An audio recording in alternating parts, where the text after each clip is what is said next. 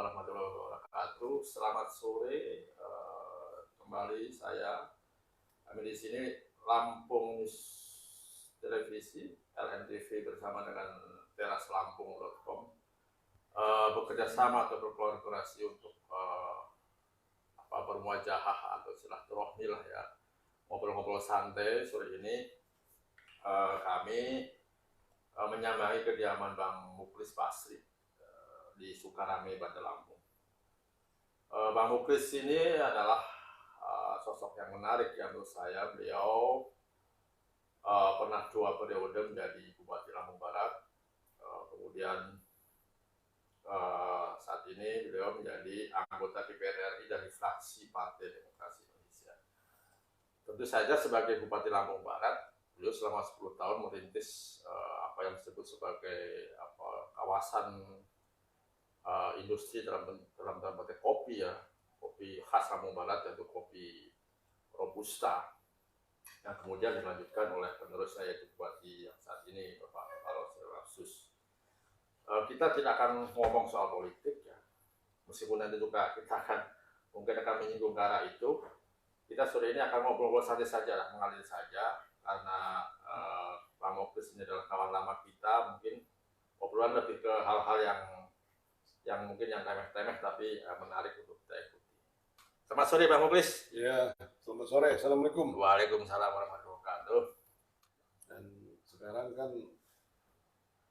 sudah menurun dan katakanlah mungkin sudah selesai lah kita berdoa ya kan.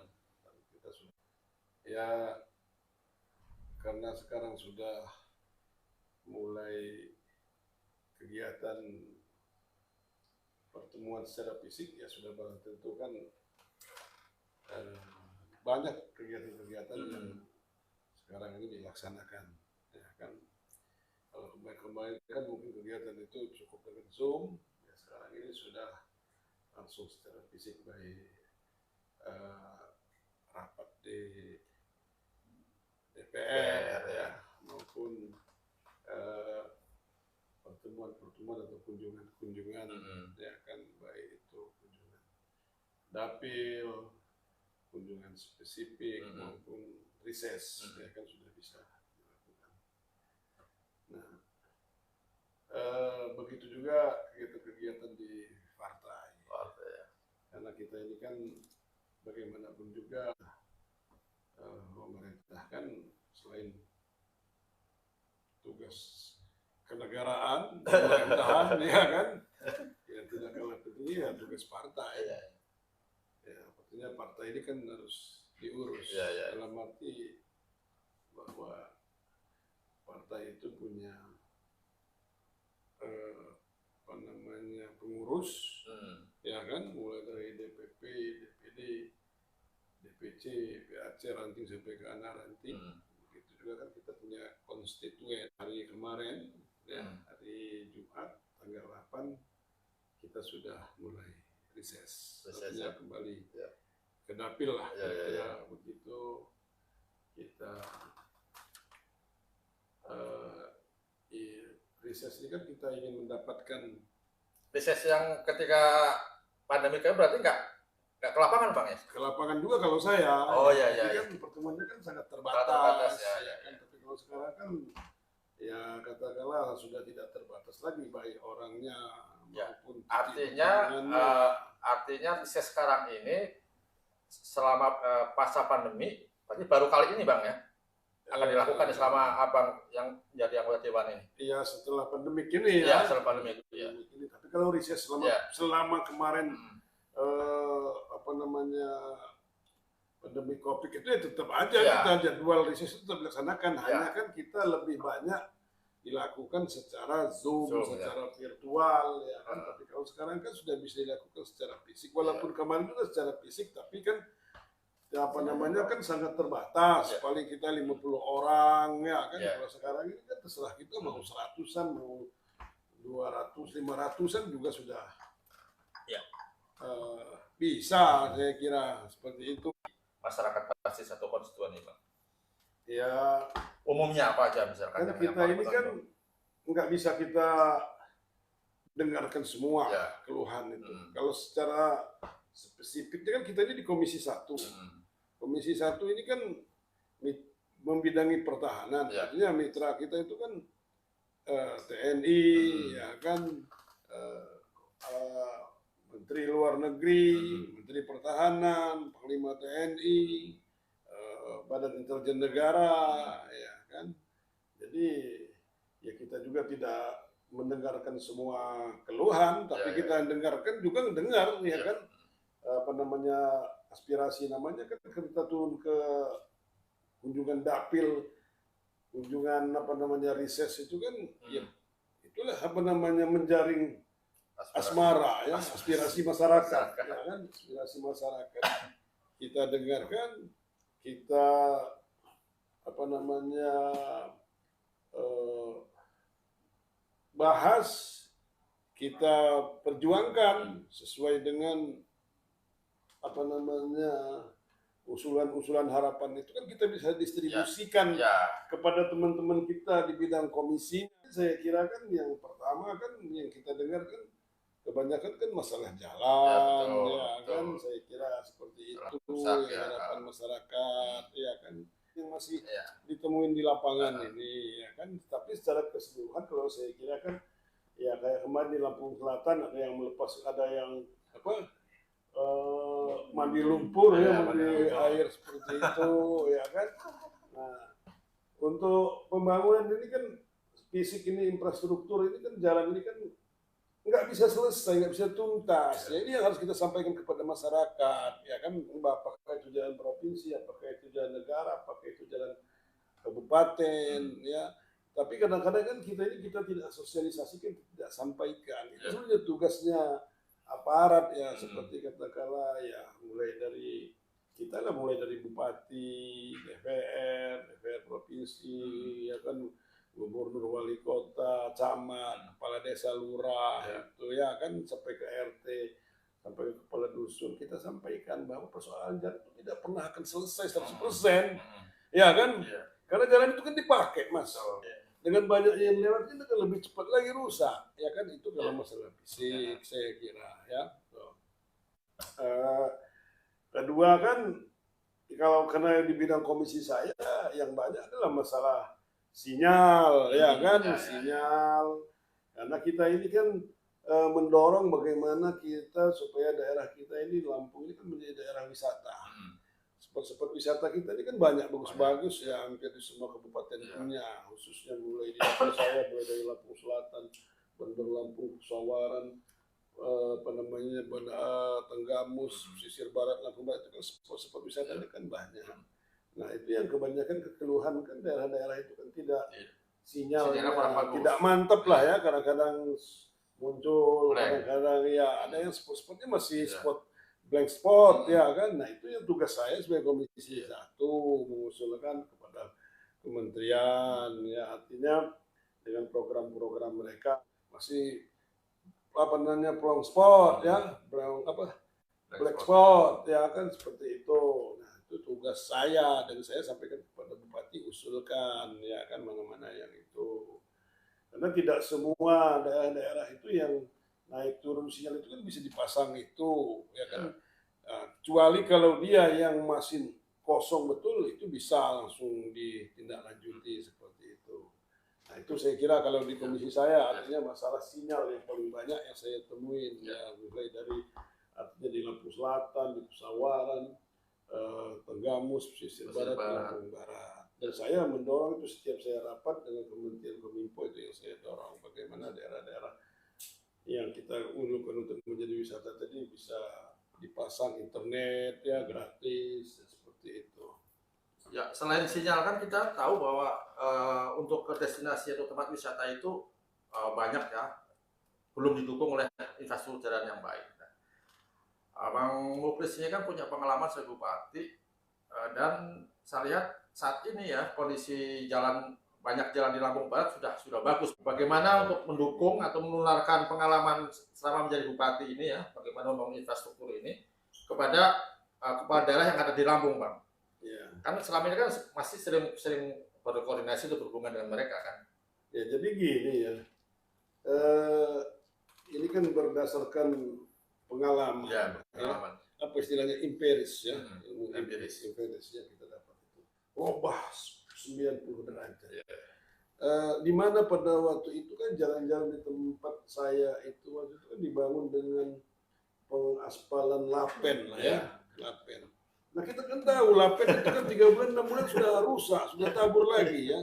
Nah saya bilang itu disitulah saya rubah 100 derajat bahwa saya ambil kebijakan jalan di Lampung Barat tidak ada lagi lapen, ya kan semua itu tanahnya labil. Dan bukan aspal Pak ya? Beton ya? Beton ya labil. Nah, kenapa kalau beton? Beton itu ketahanannya lama. Makanya sekarang ini saya bangun sudah ada yang 13 tahun. Jalannya masih mulus, masih bagus. Ya kan, walaupun biayanya kan akan lebih besar, 2 kali lipat. Mungkin kalau membangun lapen tadi bisa 10 kilo, kita membangun beton tadi hanya mungkin 3 kilo. Jadi dia bisa 3 kali lipat. Tapi kan ketahanannya. Nah, tapi kalau lapen itu saya tadi 3 bulan 6 bulan sudah tabur. Kebanyakan karena rakyat marah. Oh itu jalannya bagaimana nggak rusak, dimakan aspalnya sama bupati, sama PU, sama pemborong, katanya kan seperti itu. Maka saya dulu ambil seperti itu. Mungkin seperti itu kita contoh seperti jalan Raya Kudu ya, sudah cor ya seperti itu. Nah inilah yang saya harapkan kepada teman-teman bupati sekarang ini supaya apa namanya infrastruktur tadi lebih kuat ya, lebih lama penggunaannya saya kira. Karena kalau kita tetap mempergunakan apa namanya aspal lapen tadi atau apa namanya aspal biasa ya, saya kira dia tidak akan lama. Itu yang sekarang menjadi keluhan daripada masyarakat. Dan itu akan berdampak buruk karena jalan kata saya tadi kan akan rusak. Jalan kita bangun di sini, di ujung sana rusak. Kita bangun di sana, di tengahnya akan rusak. Karena jalan kan dipakai untuk pembangunan saya kira. Nah, kita sekarang ngobrol soal kopi nih, kayaknya menarik juga kopi. Lampung Barat kan salah satu sentra kopi di Lampung selain Tanggamus ya.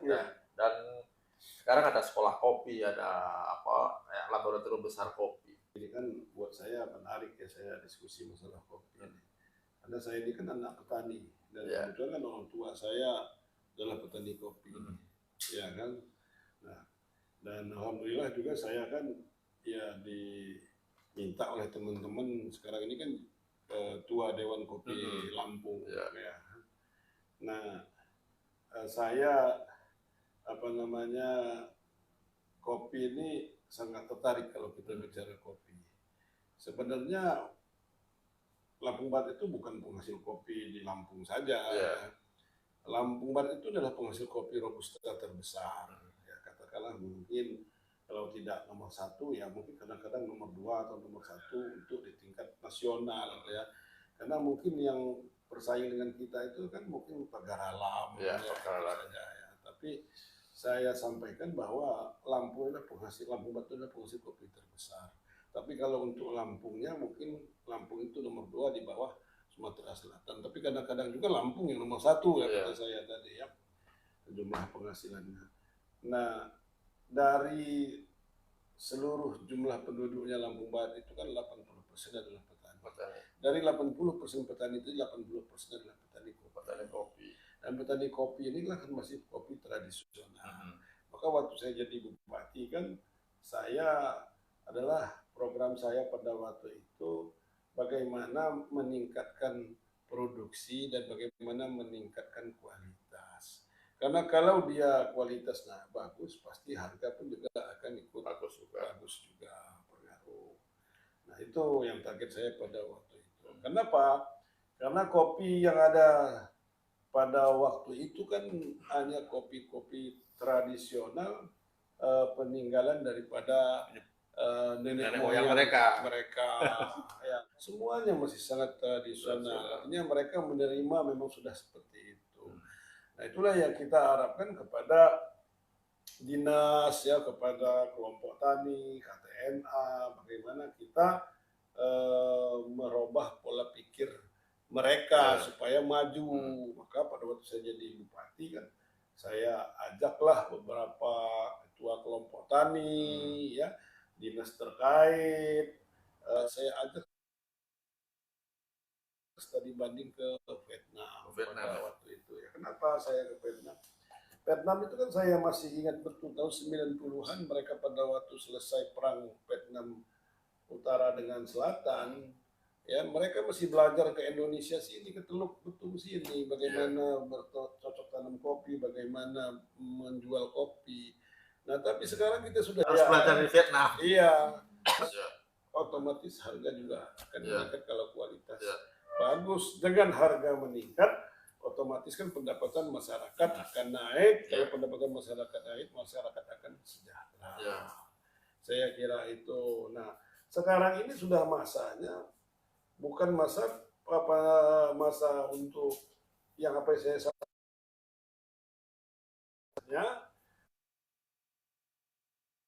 apa disampaikan oleh Pak Jokowi, kopi ini untuk menjadi apa, sampai keturunan tuannya apa, ya jangan hanya menjual biji atau green bean-nya saja, ya bahasa keren kata orang, tapi bagaimana kita mungkin dijadikan kopi bubuk juga diolah serabut, artinya hitam, merah, hijau, kuning campur. Kalau sekarang mungkin yang lebih akan menikmat mungkin kopi petik merah, udah itu pengolahan jemurannya, bagaimana pengelolaannya, itu yang kita representasikan. Kan sudah mendirikan sekolah kopi, ya kan sekolah kopi itu kan ada yang bagaimana menjadi mengelola kopi, bercocok tanam kopi, ada juga yang menjadikan mereka barista ya sekolah di situ, ya kan, sehingga lahir para milenial ini mencintai ini, dan kita berharap bahwa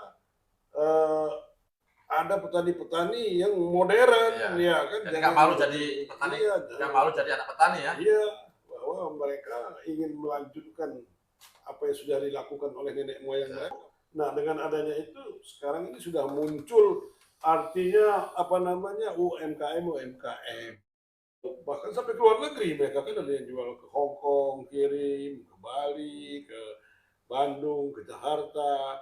Nah, tapi kita ini kan sekarang ini kan kadang-kadang anak muda ini juga tidak memahami sekali lagi bahwa Lampung ini penghasil kopi robusta, bukan kopi Arabica. Nah, ini ya yang harus kita. Jadi saya mengajak kepada kita itu, bagi kita memahami dulu, menanam. Ini kopi Arabica, Lampung itu bukan penghasil Arabica, ya kan? Artinya kita juga perlu branding yang bagus supaya Lampung, kopi Robusta Lampung itu khas dan memang layak jual secara luas. Nah, itu yang sekarang tugas kita semua ya. Maka saya senang ada festival kopi ya. Ya ini seharusnya beberapa kepala daerah ini ya harus ikut sebenarnya, seperti Lampung Barat ya, Tenggamus, Waikanan, Lampung Utara, ya kan. Ikut, artinya festival itu mendorong anak-anak kita ya, para UMKM ini untuk bersaing, ya kan, cita rasanya.